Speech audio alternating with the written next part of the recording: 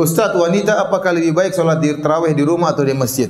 Yang benar, wanita yang terbaik salat di rumah. Kata Nabi SAW, la tamna'u ima Allahi masajidallah wa buyutuhunna khairun lahun.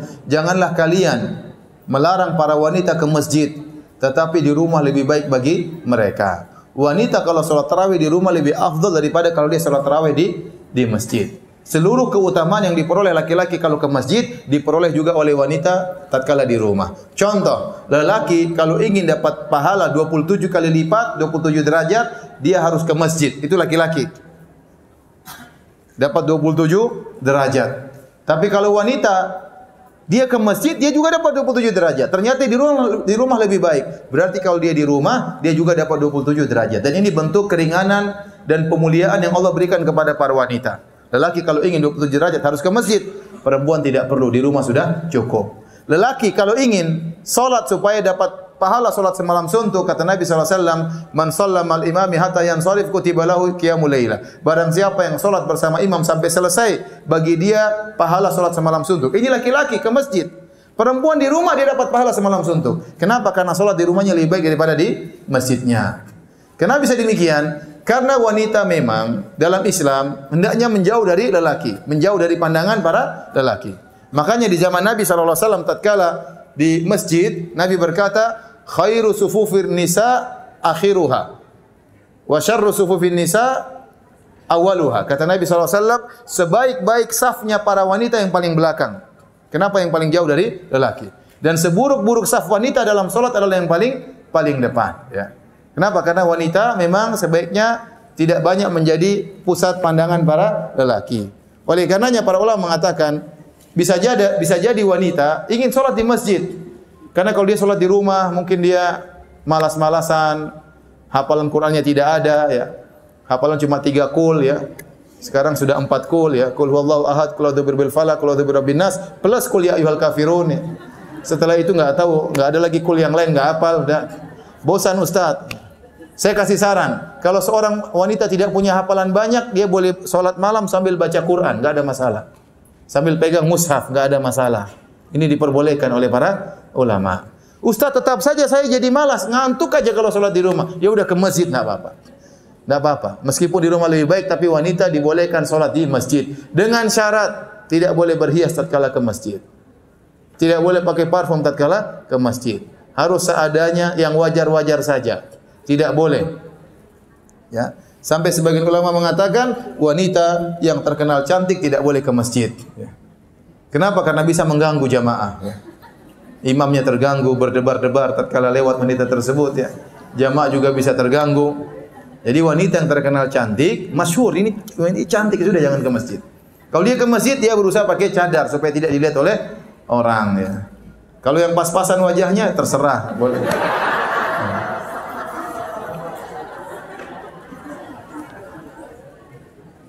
Ustaz, penyakit seperti apa sehingga dibolehkan tidak berpuasa? Penyakit secara umum ada 3 model. Penyakit pertama, penyakit yang tidak ada pengaruhnya, ya, dengan puasa tidak mempengaruhinya. Penyakit sederhana, ringan, maka seorang tetap wajib berpuasa. Contoh, penyakit panu, apa masalahnya puasa? Enggak ada masalah, ya. Penyakit jerawat, puasa aja enggak ada masalah, ya. Kemudian mungkin flu ringan, enggak ada masalah, ya. Batuk-batuk ringan tetap puasa, tidak ada pengaruh. Ini yang pertama. Yang kedua, penyakit yang kalau dia puasa akhirnya menunda kesembuhannya atau membuat semakin parah. Kalau dia puasa, kesembuhan penyakitnya tertunda atau semakin parah, maka ini dianjurkan tidak berpuasa. Meskipun kalau dia nekat puasa sah, tetapi dianjurkan tidak berpuasa. Nanti dia akan bayar tatkala dia sudah sembuh. Kata Allah, "Wa man kana minkum maridhan aw ala safarin fa iddatun min ayyamin ukhar." Barang siapa yang bersafar atau sakit, maka dia berbuka, dia ganti di hari-hari yang lain. Yang ketiga, penyakit yang tidak bakalan sembuh-sembuh. Penyakit menahun, ada orang mungkin kena penyakit gula atau penyakit ginjal atau penyakit yang lainnya, dia tiap siang harus makan obat, tidak mungkin berhenti. Maka penyakit seperti ini dia tidak boleh puasa dan dia bayar fidyah. Bisa dipahami? Jadi 3 penyakit. Pertama, penyakit yang puasa tidak mempengaruhi, ada masalah, puasa dia kuat-kuat aja, tetap dia wajib berpuasa. Yang kedua, penyakit kalau dia berpuasa penyakitnya tertunda kesembuhannya atau semakin parah, maka dia tidak usah puasa. Yang ketiga, penyakit yang menahun, maka dia tidak perlu mengqadha, dia cukup bayar fidyah.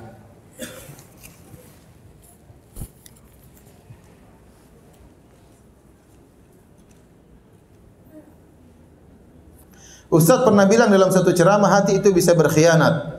Misalnya pengen khusyuk, salat tapi tidak bisa. Iya benar.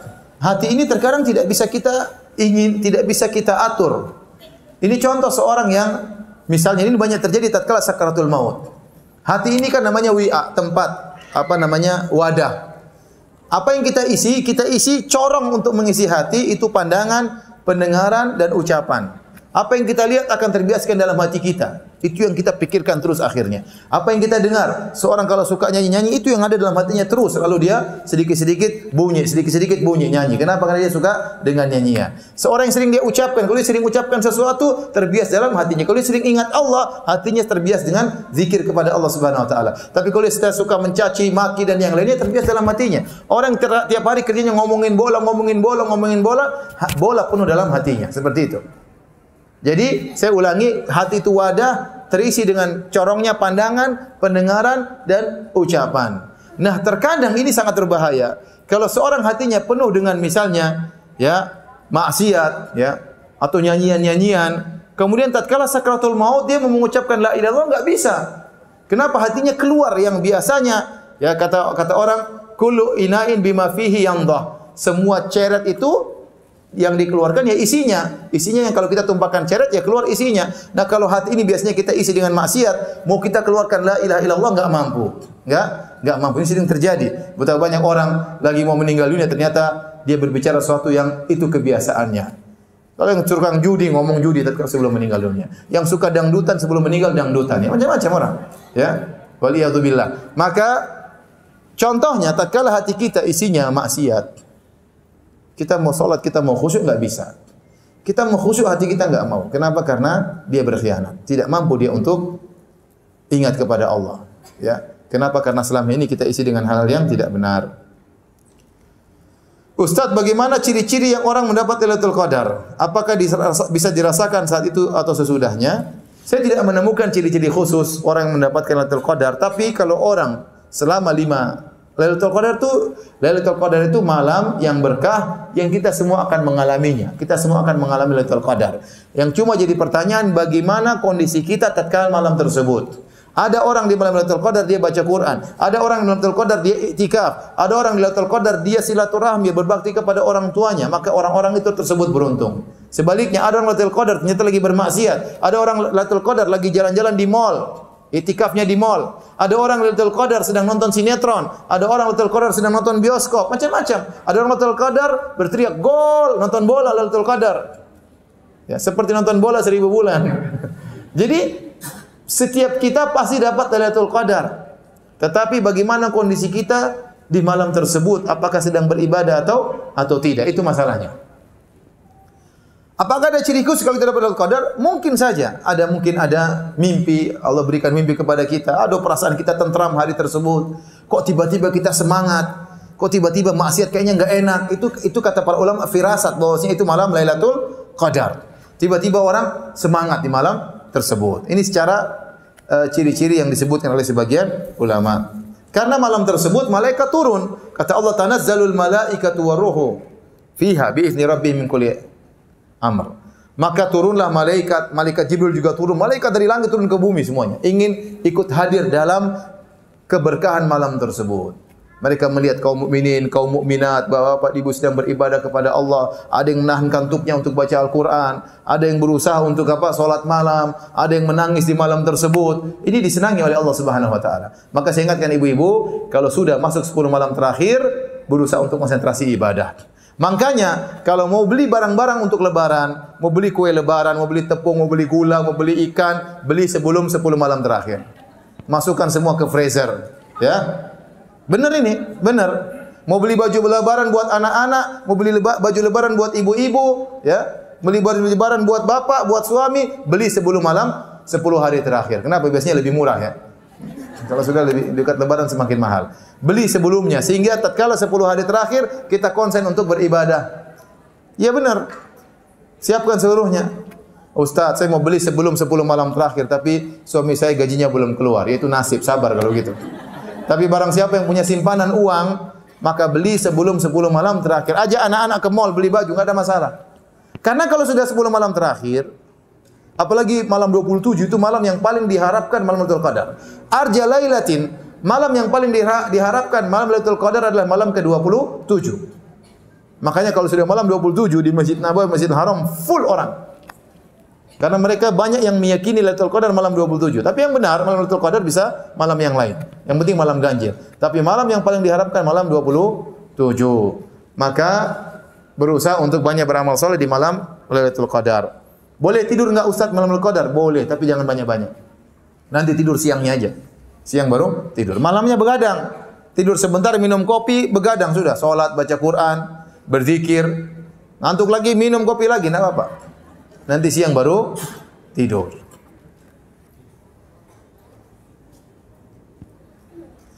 Wanita haid baca Quran melalui gadgetnya. Apakah boleh melanjutkan bacaan tilawahnya? Boleh, enggak ada masalah. Wanita, sebagian ibu-ibu punya rutinitas baca Quran. Ustaz, nanti pas tanggal 1 Ramadan saya sudah juz ke-12 Ustaz. Bagaimana? Apakah saya ulang dari awal? Enggak usah, lanjut saja. Lanjut nanti ketemu lagi juz 12. Itu berarti khatam 1 kali. Paham? Tidak mesti ulang dari awal. Lanjut saja terus sampai juz 30, balik lagi dari juz 1 sampai juz 12. Maka sudah 1 juz. Kita baca Quran, yang penting baca Quran khatam. Bisa kita baca tatkala kita bersendirian, bisa kita baca tatkala dalam salat. Kita pingin niatkan salat malam di rumah, terutama ibu-ibu. Saya pingin salat malam di rumah sambil baca Quran, lanjutin bacaan saya. Boleh. Dia sambil salat baca Quran. 1 rakaat 2 halaman, 1 lembar dia baca. Allahu Akbar, rakaat kedua dia baca lagi 1 lembar. Kalau dia salat 11 rakaat, 10 rakaat berarti sudah 1 juz setiap malam dengan salat malam. Enggak ada masalah, boleh. Ustaz, saya susah pegangnya, udah beli Quran besar, taruh depan apa?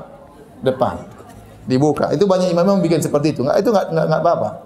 Bagi ibu-ibu tidak jadi masalah. Ya. Karena dia ingin menghabiskan bacaan Qur'annya.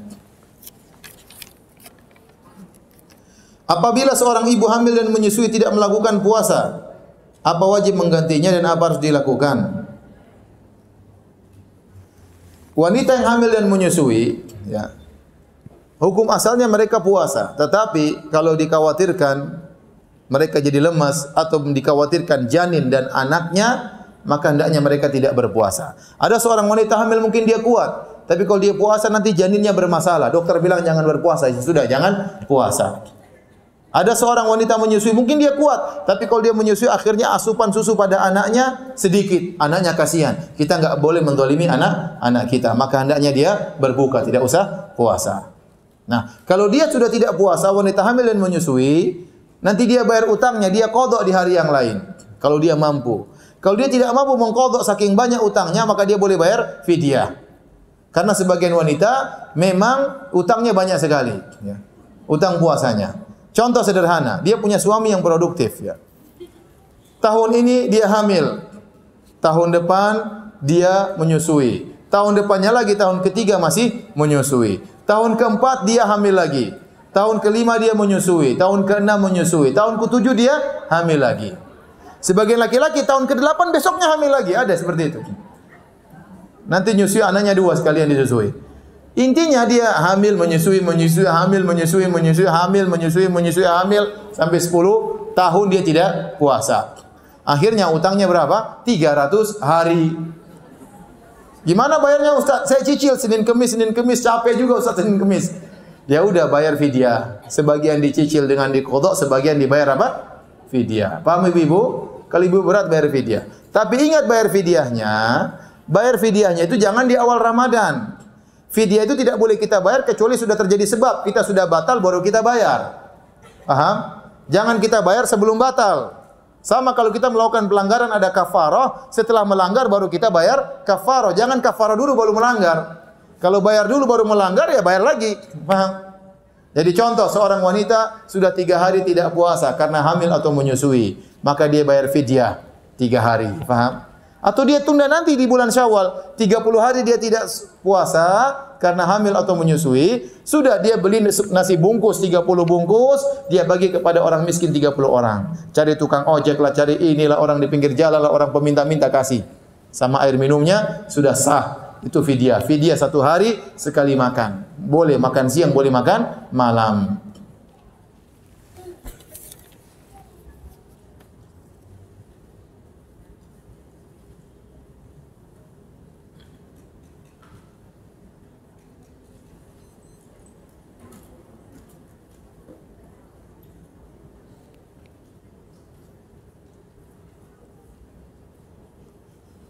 Ustaz, saya sempat mengalami sakit yang rasanya seperti mau meninggal. Sejak saat itu saya selalu ketakutan akan kematian, Ustaz. Sampai membayangkan rasanya sakaratul maut dan kehidupan setelah mati, bagaimana menanggulinya? Cara menanggulinya, kita banyak beribadah. Orang sudah beribadah semaksimal mungkin.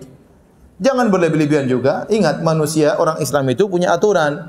Dia wanita, dia punya kewajiban berbakti kepada suaminya, dia punya kewajiban berbakti kepada orang tuanya, sisanya dia ngurus anak-anaknya, sisa waktunya dia baca Quran, dia sholat. Kalau dia sudah melakukan ini semua, kapan kematian mengambil dia, nggak ada masalah bagi dia. Nggak perlu takut. Kapan seorang takut dengan kematian? Tatkala dia bermaksiat baru dia takut. Tatkala dia suka ngomel sama suami, bahaya itu. Tahu-tahu lagi ngomel suami terus jantungan mati, lagi bentak-bentak suami, kan bahaya itu. Lagi marahan sama orang tua, banggang sama orang tua, tahu-tahu meninggal dunia, bahaya. Maka saya katakan, untuk menghilangkan perasaan seperti itu, kita memang harus takut dengan kematian. Tapi bukan sekedar takut saja tanpa kita hadapi, nggak ada faedahnya. Hanyalah was-was yang membuat setan buat kita sedih, akhirnya kita tidak beramal soleh. Nah, kita tahu kalau kita bakalan mati, ya sudah, kita beramal soleh. Beramal soleh luas, berbakti sama orang tua, berbakti sama suami, ngurusi anak-anak, itu semua amal soleh. Jangan sisa waktu baca Quran, sisa waktu sholat malam, sisa waktu sholat duha, sudah selesai. Meninggal ya meninggal, gak ada masalah, masuk surga langsung. Yang penting kita perbaiki diri kita.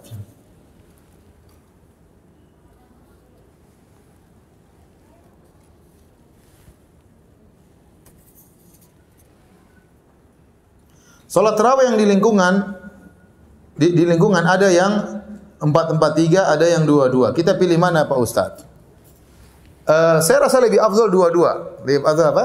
2-2. Benar ada sebagian kawan-kawan kita yang soalnya 4-4-3. Dia berdasarkan hadis Aisyah, Rasulullah SAW 4 rakaat, kemudian la tas'alu husnihinna wa tulihinna thumma yusalli arba'an.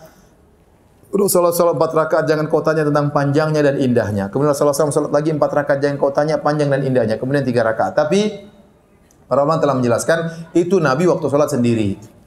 Nabi salat sendiri berbagai modelnya. Di antaranya Nabi pernah salat 4-4-3. Di antaranya Nabi pernah 8 rakaat langsung. Tidak berhenti 8 rakaat. Ya. Namun waktu Nabi ditanya oleh seorang sahabat, "Kaifa sholatul lail?" Ya Rasulullah, bagaimana salat malam? Rasulullah SAW katakan, "Sholatul lail masna masna." Salat malam itu 2 rakaat, 2 rakaat. Maka kalau kita salat di jamaah ada imamnya, yang terbaik kita pilih yang 2-2. Karena itulah yang disampaikan Nabi kepada umatnya. Salat malam itu 2-2 rakaat. Ya. Ini yang terbaik tentunya. Ustaz, bagaimana wanita iktikaf? Saya katakan tadi, wanita asalnya di mana? Di rumah. Dia boleh iktikaf, tetapi iktikaf cari tempat yang jauh dari lelaki. Kalau laki-laki lantai bawah, dia lantai atas misalnya, atau di belakang ya. Kemudian syarat wanita iktikaf pertama harus minta izin suami. Karena keberadaan istri dalam rumah itu hak suami. Kalau suami bilang kepada istrinya, "Sayang, kamu enggak boleh keluar dari rumah," maka wajib dia taati. Bahkan suaminya enggak bilang pun dia harus di rumah. Makanya wanita kalau keluar rumah harus minta izin sama suami, terutama keluar rumah dalam waktu yang panjang. Pingin pengajian sampai 2 jam, 3 jam, kasih tahu suami, "Mas, saya mau pengajian nanti." "Oh, silakan sayang." Pingin ke mall apalagi bisa 4 jam, 5 jam, maka minta izin kepada suami. Karena di antara kewajiban istri adalah menetap di rumah. Suami yang kerja agar istrinya menetap di rumah, tidak perlu keluar rumah. Ya. Nah, demikian pula kalau seorang istri ingin iktikaf, maka dia harus minta izin kepada suaminya. Kalau suaminya izinkan, maka dia iktikaf. Kalau suaminya tidak izinkan, maka tidak boleh dia iktikaf. Ini yang pertama, harus minta izin suami. Yang kedua, tidak boleh ada kewajiban yang dia lalaikan. Bisa jadi seorang wanita ternyata punya banyak kewajiban di rumah, ngurus anak-anak, dia punya anak bayi, dia punya anak kecil, anak-anak harus sekolah, mungkin dia ngurus mertuanya, mungkin dia ngurus ibunya. Maka dalam kondisi demikian, yang kewajiban lebih dia utamakan daripada yang sunnah. Karena i'tikaf hukumnya sunnah, tapi merawat anak-anak, mengurusi anak-anak hukumnya apa? Wajib. Maka insya Allah dia niatkan untuk i'tikaf, dia sudah dapat pahala niat, dan ada yang perkara yang lebih utama dia kerjakan, yaitu menjalankan kewajiban. Tapi kalau seandainya ternyata suaminya sudah mengizinkan dan tugas-tugas sudah selesai, silakan i'tikaf. Terutama ibu-ibu yang sudah berusia lanjut, anak-anaknya sudah besar-besar semua, sudah pada nikah semua, di rumah cuma nongkrong diam-diam, mending i'tikaf sama suami, lebih baik.